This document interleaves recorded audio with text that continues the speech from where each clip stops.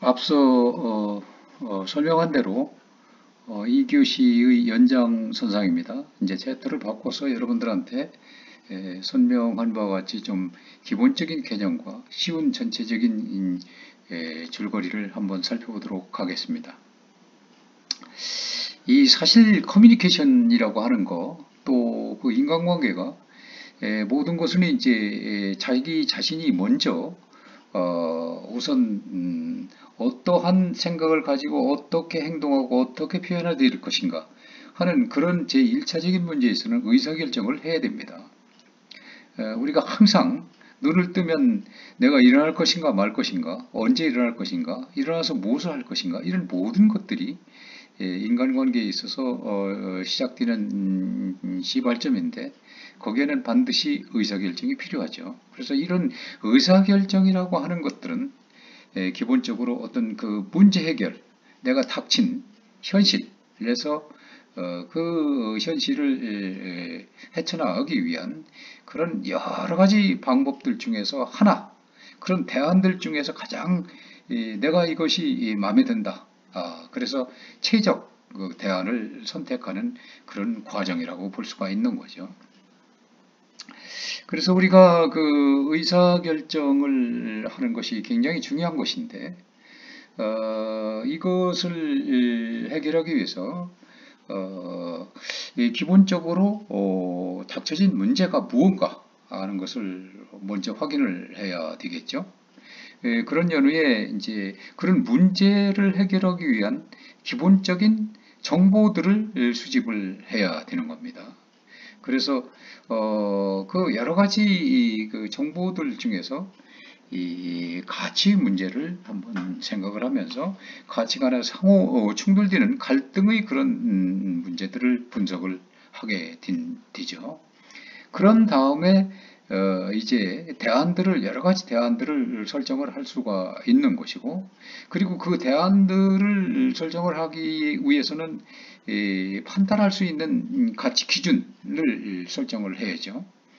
그리고 그 대안들이 긍정적인 측면과 부정적인 측면, 이런 것들을 면밀하게 분석을 해서 그 기준에 따라서 이제 그 가치를 매기는 거죠. 점수를 매기는 겁니다. 그래서 마지막으로 최종 가장 점수가 높은, 가장 적합한 최적 모형을, 최적 대안을 선정을 하게 되는 거죠. 그래서 이러한 그 최적 대안을 선정하고 난 다음에 그에 따라서 실행에 옮겨가지고 결국 행동으로 나타나게 되는 것이죠. 이것이 바로 이제 의사결정이라고 할 수가 있는데요. 이런 그 프로세스 상에서 주의할 점이 있는 거죠. 여러 가지 대안들을 이제 설정을 마련을 하는 그런 중에서 그 신중하게 해야 되는데, 일단 그 대안들을 선택하게 하면은 이 다른 대안들을 결국 포기해야 된다는 그런 점을 우리는 생각해야 됩니다. 그래서 이러한 의사결정 과정에서 이 찬성과 반대뿐만 아니라 점수가 높은 것과 낮은 것뿐만 아니라 이 타협의 과정도 있을 수가 있는 거죠. 그래서 우리는 이 의사소통을 뜻이나 생각이 서로 통하는 거다, 이렇게 간단하게 우리가 개념적으로 살펴볼 수가 있는 거죠.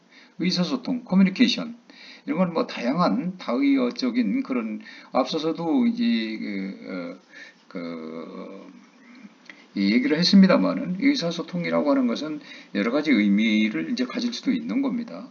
그러나 간단하게 단순하게 생각한다면 이 뜻이나 생각을 서로 소통하는 거죠. 인간은 뭐 사회적 동물이기 때문에 혼자서 생각하는 것이 아니라 다른 사람과 어떤 다른 대상과 이렇게 서로 오고 가고 하는 그런 것이죠. 그 오고 가는 그 근본이 바로 이 의사라는 거죠. 뜻이나 생각을 얘기를 하는 것이죠. 이게 의사라고 하는 말이 한문으로 이 뜻의자 생각사입니다. 그래서 뜻이나 생각을 통한다, 서로 통한다, 소통하는 거죠. 일방적으로 통하는 게 아니라 서로 통하는 거죠. 소통하는 겁니다. 그래서 이 서로의 생각을 말과 행동과 글, 말을 통해서 주고받는 것. 그러니까 이 말로 하는 거 언어적인 거죠. 행동, 또 글로도 하는 거죠. 그 밖에 다른 여러 가지 방법을 통해서도 의사소통을 할 수가 있는 겁니다. 그래서 이렇게 서로 상호간에 주고받는 그런 생각과 그 뜻을 주고받는 이런 감정이죠. 감정. 단순한 감정뿐만 아니라 인간은 이성의 동물이기 때문에 이성에 입각한 그런 논리적 사고나 또는 어떤 본능적인 감정을 이렇게 표출시켜서 서로 상호간에 주고받는 것이 바로 의사소통이다라고 하는 거죠. 앞서서 얘기했듯이 의사소통이 원활하다라는 것은 바로 자기 자신이 상대방에게 전달하고자 하는 그 의미가 상대방에게 잘 이해되고 받아들이지고 있고, 또 상대방이 전달하고자 하는 이 의미가 또 나 자신에게 잘 이해되고 받아들이지는 그런 상태가 바로 원활한 의사소통이다, 이렇게 볼 수가 있는 거죠. 그래서 일반적으로 이제 사람들은 이 의사소통을 통해서만이 서로 간에 상대방을 이해할 수 있고, 또 사랑을 확인할 수도 있고, 그 애정과 결속력도 높일 수가 있는 거죠. 그래서 이러한 서로 간의 이해를 바탕으로 해서, 그러면서 이 세상 사람들은 형제 간에도 그렇습니다만 모두가 차이가 있는 거죠. 100%다 내 생각과 상대방의 생각이 똑같을 수는 없는 겁니다. 같을 때도 있고 다를 때도 있고, 그렇기 때문에 이해가 필요한 거죠. 그것은 근본적으로 차이를 인정하는 겁니다. 이해를 한다는 것은. 그리고 이 갈등을 있으면 해결할 수가 있는 거죠. 왜냐하면 차이를 인정하지 못하면 갈등을 해결할 수가 없습니다. 너는 너, 나는 나. 이런 식으로 하면 커뮤니케이션이 이루어질 수가 없는 거죠. 의사소통이 안 됩니다. 그래서 보통 이제 우리가 역사적으로도 보면 옛날에는 의사소통 수단으로 파발이나 봉수를 사용했죠. 조선시대 때 이제 그런 파발이나 봉수를 사용했다는 기록들이 좀 있습니다. 파발은 그야말로 이제 말 타고 소식을 전하는 그런 방법이고, 이 봉수라는 것은 높은 산에 올라가 가지고 봉수대를 설치해서 거기에 낮에는 이제 연기, 밤에는 이제 그 표시가 날 수 있는 불빛으로 그렇게 소통을 했던 겁니다. 나라의 어떤 큰 전쟁이라든지 변란 이런 것들이 일어났을 때 그 위급한 상황을 알리는 거죠. 그래서 위급한 상황에 따라서 이 연기나 불의 그 수도 다르게 이렇게 소통을 했던 것이고, 그래서 평상시에는 보통 한 개였지만 적이 출현하고 이제 전쟁이 나는 그런 상황이면 두 개고, 적이 국경에 이제 접근하면은 세 개, 이제 가까이 왔다. 그리고 국경을 돌파했다, 넘어왔다 하면 네 개. 그리고 적과 접전이 이루어지면 바로 이제 5개를 피웠던 겁니다. 그래서 그런 위급상의 정도에 따라서 이렇게 그 숫자를 달리하면서 소통을 했다. 그것이 바로 이제 봉수, 또 파발, 뭐 이런 형식으로 했다는 것이 점차적으로 이제 과학 문명이 발달하면서 전화기를 발명하게 되고, 그러니까 전화를 그 문명의 이기로서 사용을 하게 되는 거죠. 그 초기에 이 전화라고 하는 것은 이제 사실 교환은 이 전화를 연결해줘서 이렇게 했지만은, 이제 그것은 뭐 옛날 파발이나 봉수보다는 상당히 편리했지만, 지금은 이제 더욱더 발달돼서 그야말로 휴대폰으로 또는 그 화상전화로 뭐 이메일이라든지 전자우편, 뭐 인터넷 등 이런 각종 다양한 미디어들이 출연을 하게 되어서 언제 어디서든 뭐 시간과 공간의 구애됨이 없이 아주 동시간으로 그냥 소식을 빠르고 신속하게 이렇게 전하게 된 시대가 왔습니다. 우리가 이제 이 커뮤니케이션을 의사소통이라고 하죠. 그래서 영어로는 이제 이 커뮤니케이션이라고 하는데, 이 커뮤니케이션은 뭐 이제 통상적으로 주로 이제 하는 것이 이제 인간관계, 와 관련되어 있기 때문에 휴먼 커뮤니케이션이라고 이렇게 이제 부르기도 하죠. 사람의 그 의사나 감정의 소통으로 이 자기가 가지고 있는 이 생각, 또 감정, 의지 이런 것들을 그런 뜻 그것을 서로 통한다라고 하는 앞서서 얘기한 대로 의사, 뜻의자, 생각사를 서로 소통한다라고 하는 거죠. 그래서 인간이 이제 사회생활을 할 때 필연적으로 갖춰야 되는 것이 바로 의사소통 능력이죠. 그래서 상호간의 소통을 위해서 우리가 앞서서도 얘기를 했지만 그 매체는 무엇이냐? 바로 이제 이거 구어체죠. 구어. 그리고 글자, 문어. 이것이 이제 기본적으로 되는 것이고 그뿐만 아니라 행동, 어떤 행태, 이런 몸짓으로 나오는 거, 또 자세, 표정이라든지 억양, 또 노래, 춤 이런 것과 같이 이런 그 언어가 아닌 비언어적인 언어적 요소와 비언어적인 요소가 그 매체로서 되는 것이다라고 하는 거죠. 소위 얘기해서 이제 그 말이 안 통하더라도 또는 뭐 글자가 안 통하더라도 이 바디랭귀지로서 이렇게 그 서로 의사소통을 하는 경우가 많이 있죠. 또 실제로. 그리고 바디랭귀지 또 이게 비언어적 그 요소들에 의한 의사소통이 더 확실하고도 중요한 경우도 많이 있습니다. 그래서 이와 같은 그 행동으로 이렇게 의사소통이 불가능한 사람들을 위해서 많은 도구와 치료법들이 개발되어 있습니다. 요즘 코로나 때문에 계속 국가에서 국민들에 대한 그 여러 가지 이제 그 안내라든지 홍보라든지 이런 것들을 하는데 항상 옆에 붙어 있는 게 이제 수화를 하는 사람들이 있죠. 그런 것들도 이제 언어죠. 그게 이제 의사소통입니다. 그게 하나의 그 수화를 하는 사람들로서는 그게 언어로서 하는 거지만, 그 객관적인 측면에서 보면 그게 이제 하나의 몸짓, 이런 것이라고 볼 수가 있죠. 비언어적인. 그래서 이 언어적 능력이 발달하지 않은 이 동물을 예를 든다면, 동물들은 어떻게 의사소통을 하느냐?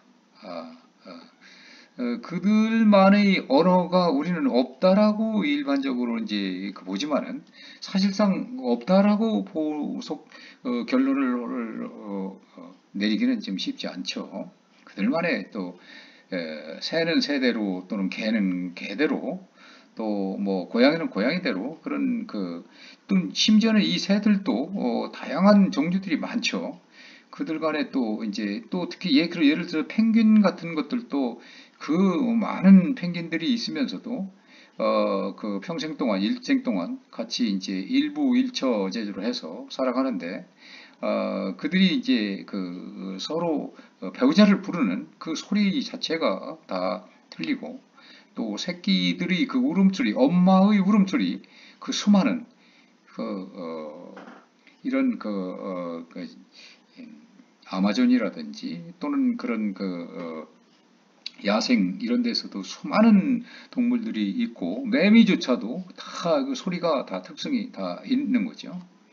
그래서 이 그 동물들은 일반적으로 우리가 생각하는데 이제 호르몬이나 이 소변 또 대변 이런 냄새를 통해서 자기 영역도 표시하고 자기 그 의사소통을 표시하고 이러는 거죠. 울음소리가 아주 대표적인 거고 이런 것들이 바로 의사소통의 한 방법인 것입니다. 현대에 있어서 우리가 너무나 발달된 그런 문명 시대에 살고 있는데 휴대폰이라든지 인터넷 이런 것이 고도로 발달돼서 직접적인 소통 외에도 그야말로 이제 그 네이버, 다음, 네이트 같은 이런 포털 사이트를 통해서도 소통을 하는 것이고 페이스북, 트위터 이런 소셜 네트워크 SNS도 사용하면서 불특정 다수와의 1대1이 아닌 불특정 다수와의 커뮤니케이션도 이루어지고 있는 현상입니다. 그래서 이 커뮤니케이션 의사소통에는 영역이 이렇게 구분이 될 수가 있는데 그 영역을 이제 크게 나누자면 첫째는 자신과의 내재적 의사소통이라는 것이 있고, 또 두 번째는 다른 사람과의 인적 교류라고 하는 큰 카테고리로 볼 수가 있고, 또 그룹 내에서 단체 행동이라고 하는 영역으로 볼 수가 있고, 또 이 조직 내에서 조직 내 어떤 교류라고 하는 이런 그 영역을 분류할 수 있는 겁니다. 그래서 우리가 이 인간 커뮤니케이션, H 커뮤니케이션, 휴먼 커뮤니케이션이죠. 이 본질을 한번 올바르게 이해를 하자. 그런데 이제 한번 생각을 해보는 이런 챕터가 되겠습니다. 그래서 커뮤니케이션의 의미와 개념을 우선 시작으로부터 해서 이 커뮤니케이션의 주체로서의 자아, 그리고 커뮤니케이션이 일어나는 그 형태, 그리고 언어 및 비언어 커뮤니케이션의 특징, 그리고 대인관계에 있어서의 커뮤니케이션, 그리고 듣기의 중요성, 그 설득 원리는 무엇인가, 커뮤니케이션 능력에 대해서 어떠한 이해가 필요한 것인가, 그리고 그 커뮤니케이션 미디어에 대해서 이렇게 한번 논의를 한번 해보도록 하겠습니다. 지난 서설에 비해서 좀 이번 챕터는 상당히 좀 수월하죠. 내용 이해도 쉽고. 이 커뮤니케이션 본질은 한번 살펴보겠는데, 이 커뮤니케이션이 참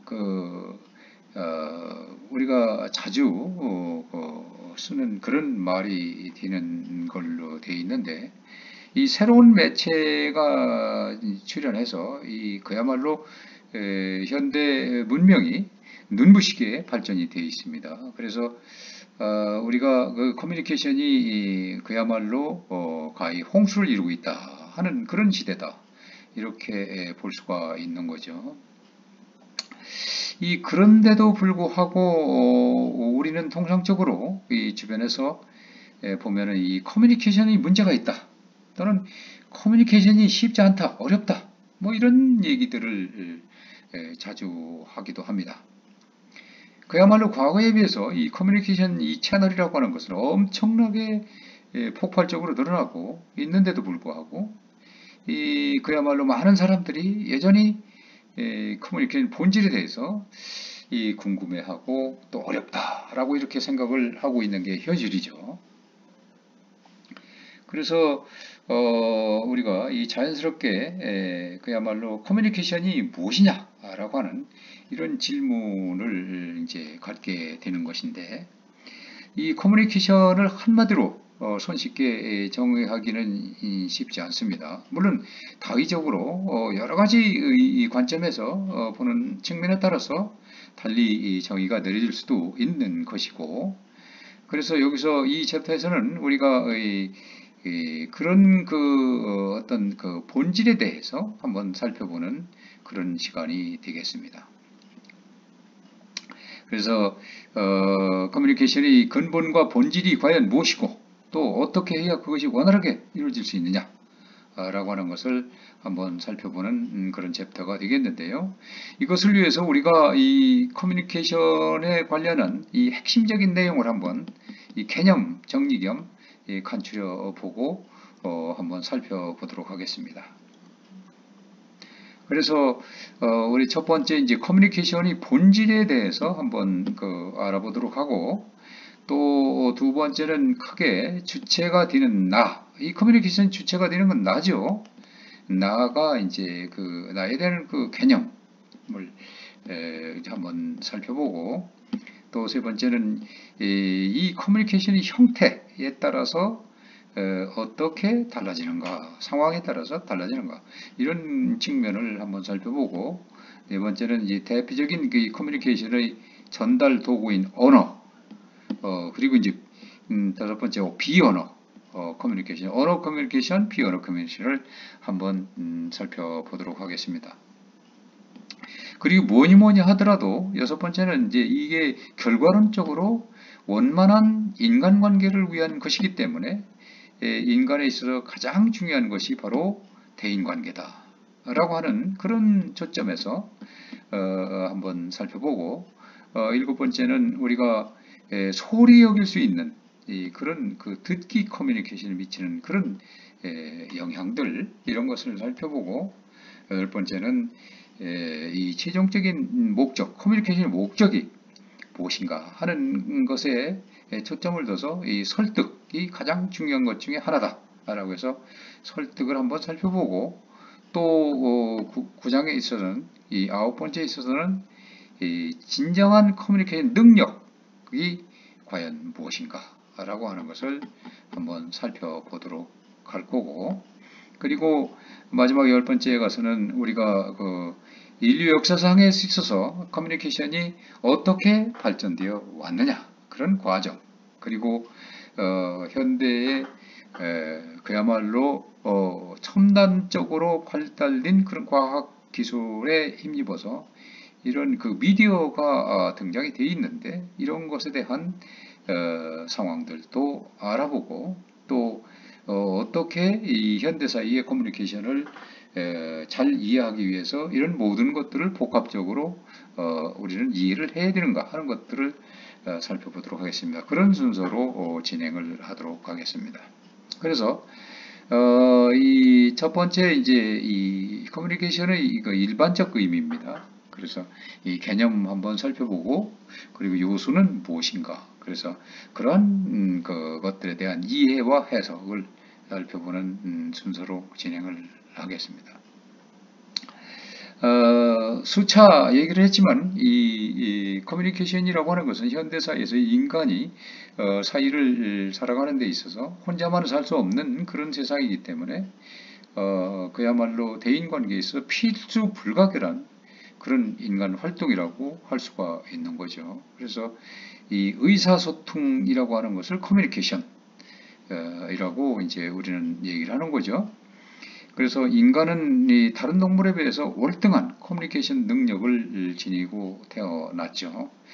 다른 동물들도 다 커뮤니케이션을 할 수, 의사소통을 나름대로 자기들만의 의사소통을 하기는 하죠. 여러 가지 방법에 의해서. 그러나 인간만이 그렇게 탁월한 능력을 가졌다는 거죠. 그래서 누구나 이 커뮤니케이션을 더 많이 또 더 잘하는 그런, 잘하고 싶은 그런 욕구들을 가지고 있습니다. 그럼에도 불구하고 이게 그 커뮤니케이션이라고 하는 게 결코 쉬운 문제가 아니죠. 그래서 이 커뮤니케이션의 본질을 알기 위해서 우리는 이 커뮤니케이션의 과정이라는 것을 우선 먼저 이해를 한번 해야 됩니다. 첫째, 이제 이 커뮤니케이션 개념인데요. 우리는 이 커뮤니케이션이 그 삶의 중요한 한 부분이면서 일상생활을 하기 위해서는 반드시 필수 불가결한 것이 수단이죠. 그래서 사회생활에 있어서 매우 중요한 원만한 인간관계를 하기 위해서 이 커뮤니케이션을 반드시 필요로 하는 거죠. 커뮤니케이션의 이 본질을 보다 쉽게 이해하기 위해서 우선 그 단어의 어원을 한번 살펴볼 필요가 있죠. 커뮤니케이션. 커뮤니케이션은 이제 이 common이라는 공통적인, 공통의, 뭐 이런 이 common이 앞에 붙은 그런 말이죠. 그래서 혹은 그것을 이제 공유한다, 쉐어한다, 이런 의미가 있는 그 라틴어 communis에서 파생된 말입니다. 그래서 이것은 그 공동체를 의미하는 커뮤니티라고, 이게 공동체죠. 우리 공동체들 할 때 커뮤니티라고 하는데, 이런 말에서 유래가 된 것을 알 수가 있습니다. 그래서 커뮤니케이션은 결코 혼자 하는 것이 아니다. 인간은 혼자 살 수가 없는 것이기 때문에 사회적 동물이고, 따라서 혼자 할 수 있는 그 커뮤니케이션은 있을 수 없는 것이고, 누군가와 어떤 상대방, 사람이 됐든 동물이 됐든 이 누군가와 나누는 것임을 알 수가 있다는 거죠. 그래서 이 커뮤니케이션이 없는 그런 공동체, 또는 그 공동체가 없는 커뮤니케이션, 이건 이율배반적으로 있을 수가 없는 거죠. 그래서 이 커뮤니케이션이라고 하는 것은 인간으로 하여금 이 사회적 존재, 그 유명한 아리스토텔레스가 얘기한 대로 인간은 사회적 동물이다 라고 했던 그러한 사회적 존재로서 살아가게 만드는 하나의 도구, 방편인 것이죠. 그래서 이 커뮤니케이션을 그 인간관계가 존재하고 발전하게 되는 메커니즘이다 라고 주장한 학자가 바로 찰스 쿨리입니다.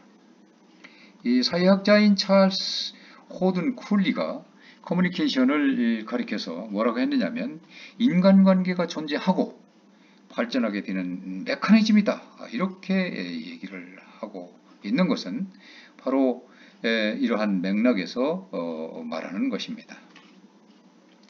인간은 그야말로 커뮤니케이션을 행하는 가운데서 그런 가운데서 관계 형성을 하고 그것이 역사가 되는 것이죠. 그러면서 계속 그런 관계 형성 속에서 서로 간의 관계를 발전시키고 그것이 이제 역사가 되고 그러는 것이죠.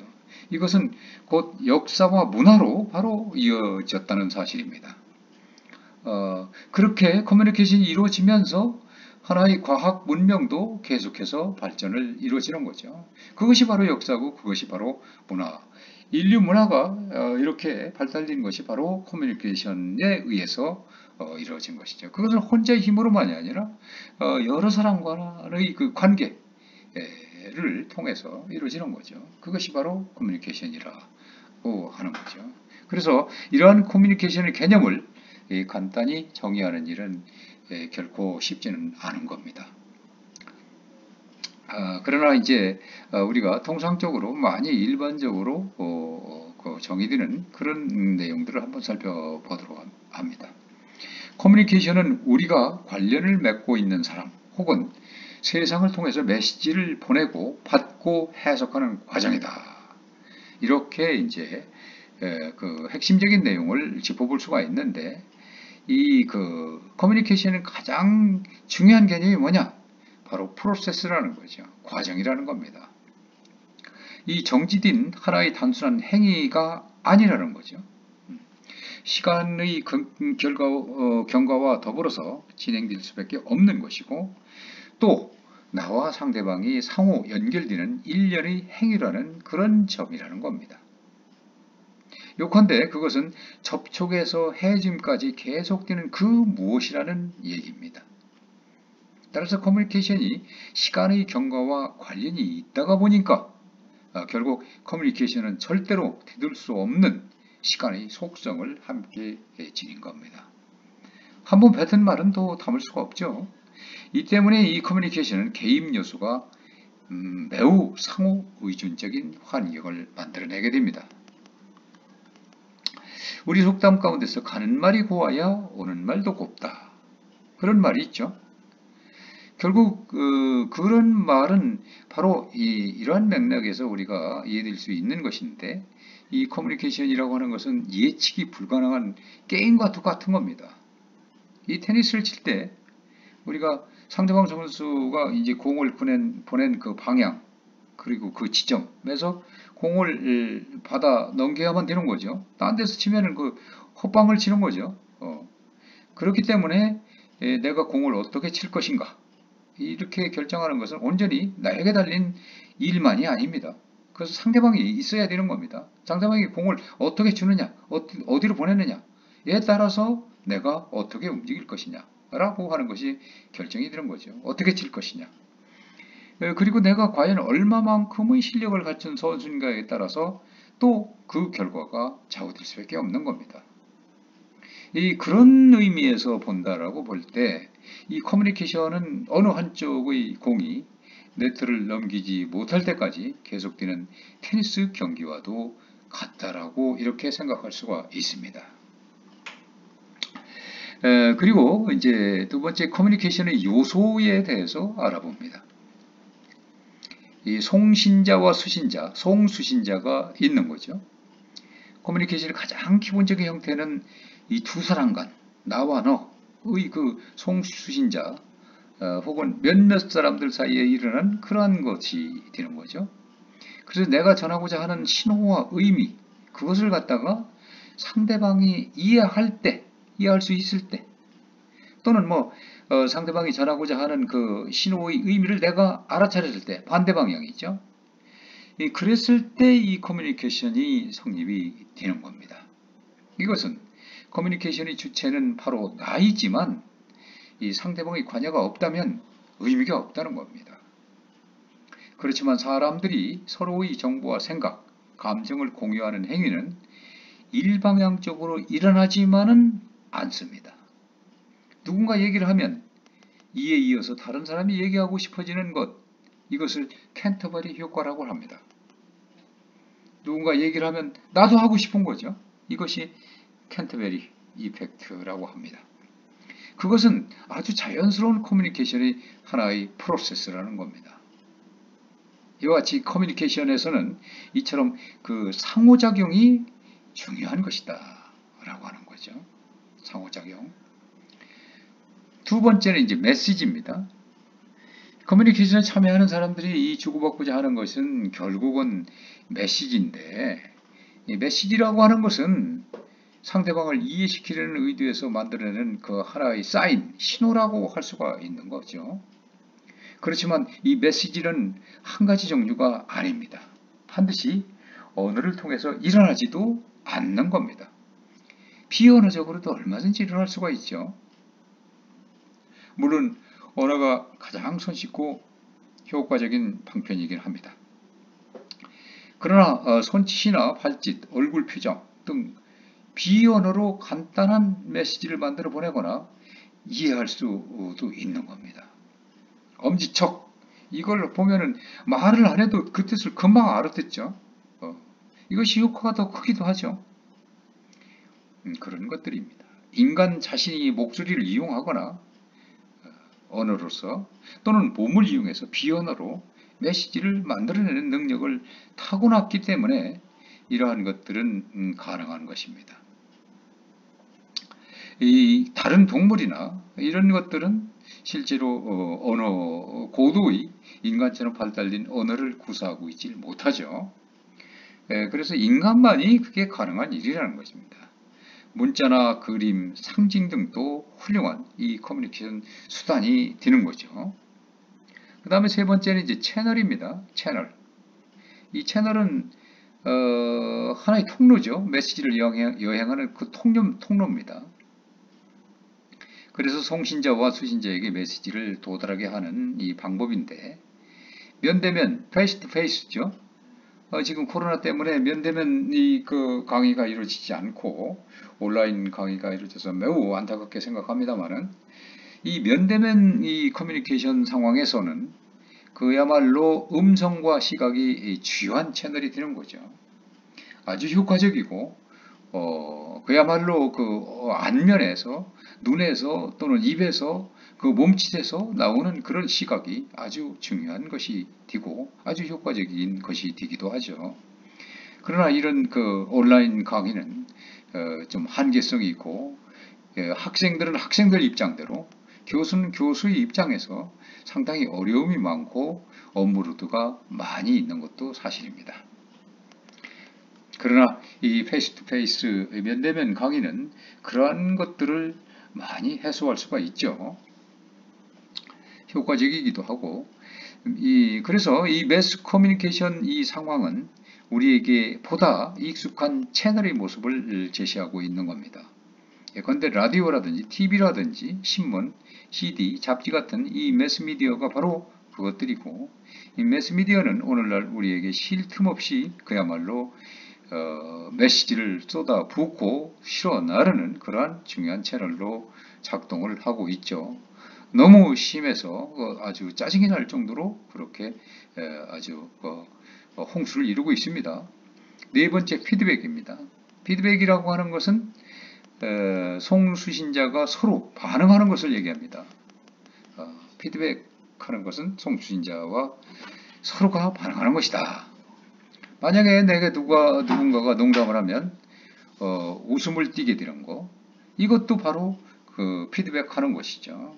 그래서 우리는 서로에게 하루에도 수없이 많은 피드백을 하면서 살아가고 있습니다. 피드백은 그래서 무엇보다도 커뮤니케이션의 그 활력소가 된다는 점에서 아주 중요한 것이죠. 상대방이 자신의 의견이나 감정을 공유하고 있다고 느끼게 만드는 확실한 단서로 바로 작용하기 때문에 피드백이 중요한 겁니다. 다섯 번째는 이제 잡음입니다. 노이즈죠. 노이즈. 이 잡음은, 이 노이즈는 메시지를 정확하게 이해하는 데 방해되는 것을 말합니다. 송수인자 사이에서 발생하는 잡음이라고 하는 것은 물리적 또는 심리적 또는 의미적 잡음의 세 가지 종류가 있을 수가 있습니다. 우리는 통칭해서 노이즈라고 하죠. 그래서 먼저 이 물리적 노이즈는 실제 외부 환경에서 물리적으로 발생하는 잡음을 우리는 노이즈라고 하죠. 복도에서 나는 시끄러운 소리 때문에 수업에 지장을 주고 있다라고 할 때에 바로 물리적 잡음을 얘기하는 겁니다. 심리적 잡음이라고 하는 것은 송수신자의 마음속에 일어나는 잡념과 같은 것입니다. 예컨대 배가 고파 음식을 떠올리느라고 수업 내용을 못 듣는 경우, 이와 같이 이 커뮤니케이션 행위에 집중을 못하는 어떤 심리적 상황을 일컫는 것이 되는 겁니다. 남성 우월 의식이 강한 남자 부하 직원이 여자 상사가 지시하는 사항을 자주 놓친다면 이러한 심리적 잡음 요인을 생각할 필요가 있는 거죠. 이 전달되는 메시지의 의미를 전혀 몰라서 아니면 생소한 표현이나 외국어 등 같은 것을 통해서 이 커뮤니케이션 자체가 이루어질 수 없는 그런 경우는 의미적 잡음에 해당합니다. 왜냐하면 자기가 알 수가 없는 그런 그 잡음으로 심리가 작동을 한다는 거죠. 또 어떤 특정한 단어에 대한 감정적 대응도 의미적 잡음을 낳게 됩니다.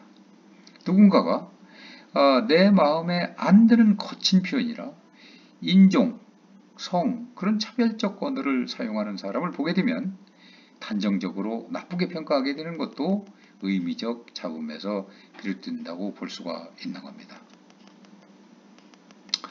여섯 번째는 세팅입니다. 세팅은 이 커뮤니케이션이 이루어지는 공간으로서 때로는 그 커뮤니케이션에 중대한 영향을 미칩니다. 예컨대 강당과 같은 공적인 공간, 또 연설하기에 적합하지만 사적인 대화를 하기 위해서는 만나는 그런 장소가 될 수는 없는 거죠. 따라서 좀 더 친밀한 대화를 하기 위해서라면 서로 얼굴을 마주 대화할 수 있는 작고 아늑한 공간을 찾는 것이 필요하게 되는 겁니다. 바로 이게 공간거리라고 하는 측면, 앞서서도 설명을 한 바가 있죠. 그리고 특히 여러분들이 현재 그 정부에서 방송하는 그런 것들, 또 홍보, 권장하는 것들, 이 코로나 때문에 난리 비상사태이기 때문에 계속해서 정부에서는 노력을 하고 있습니다.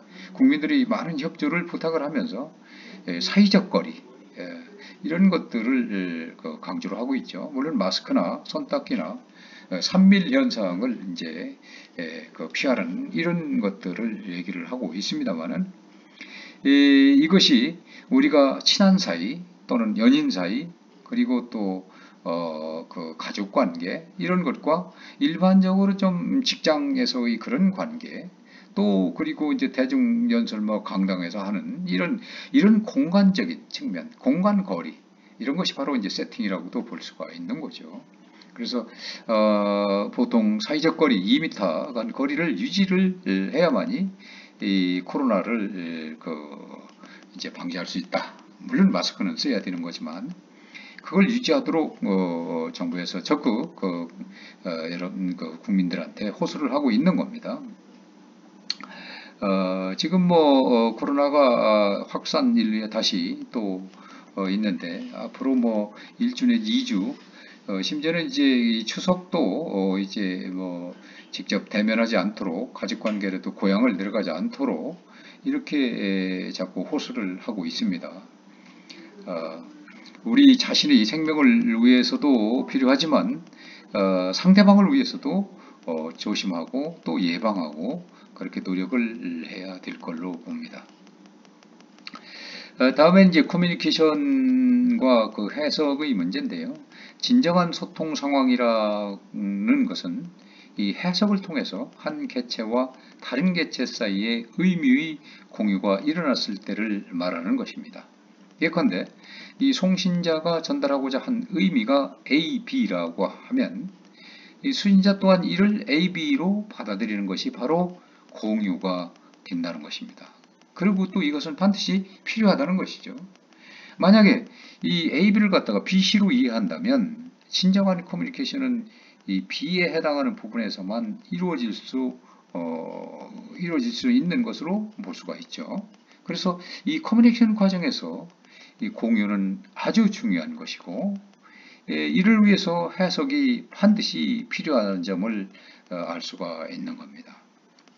이 커뮤니케이션에서 해석이 필요하다는 것은 경우에 따라서 오해가 생길 수 있다라고 하는 것을 반증을 하는 것이죠. 그래서 메시지를 보내고 받는 과정에서 서로가 최선을 다한다 할지라도 메시지가 왜곡되거나 혼란이 발생할 수 있는 그런 소지가 충분히 있을 수 있다는 겁니다. 그래서 커뮤니케이션은 쉬운 문제가 아니다, 몹시 어려운 것이다 라고도 말할 수가 있는 것입니다. 오늘 강의는 여기서 마치도록 하고, 다음에는 이제 자아와 커뮤니케이션을 이제 시작을 하도록 하겠습니다. 여러분 수고했습니다.